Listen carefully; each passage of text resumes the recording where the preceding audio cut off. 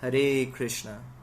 So a devotee from Canada living in Winnipeg asked me that, Prabhu, could you please help us with some Mrdanga tutorials?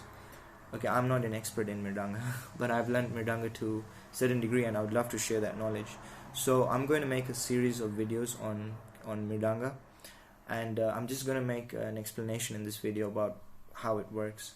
So basically, Mrdanga is taught in different ways. Most of the common ways that I found is that people learn Teraketa, which is the seed mantra, and from there then people move very fast into Kirtan mantras, and maybe they learn a few Hatutis, and that's the common way because the goal is to get people to playing instruments.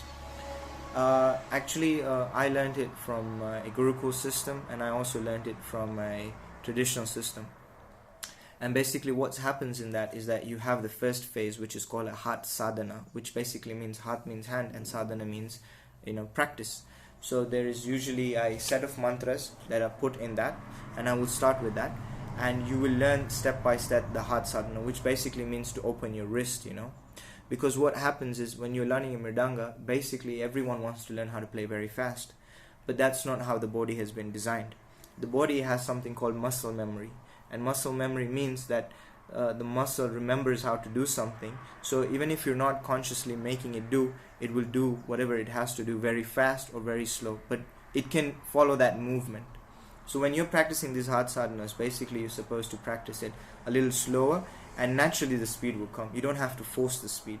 It will come naturally because the hand has to remember that movement. It has to become very used to that flexibility and that kind of directional movement. You can't do it in one day, right? It's not a competition. You should just try to go at your own pace. And after Hat Sadhana, then you move to Hatutis.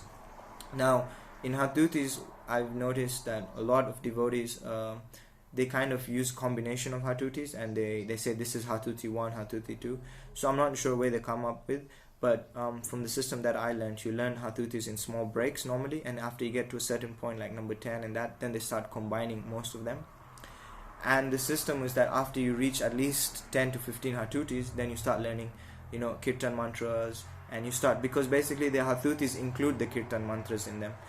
The Kirtan mantras are made up of Hatutis. So we don't know that, but actually that's the correct protocol. So I'm going to make a series and we'll go through it one by one, and in each video I'll explain you the mantra, and I'll go slow, a little bit fast, and I'll recommend what you should do for that week, or following that mantra, and how to know if you're doing good or you're not doing good.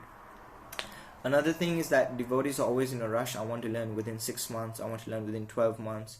So that's like a Western concept, that I just want to be done with this thing and I have it in my bag, which is okay if you want.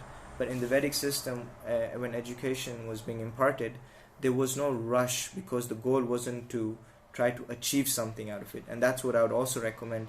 This is a service that you're going to do eternally. Kirtan is something you're going to do eternally, and by becoming better at it through good practice, through following a systematic procedure, you can learn the art very well. You can help share the art with other people, and you can try to focus on Krishna and the mantra, because the main thing of learning Mrdanga is to support the chanting of Hare Krishna.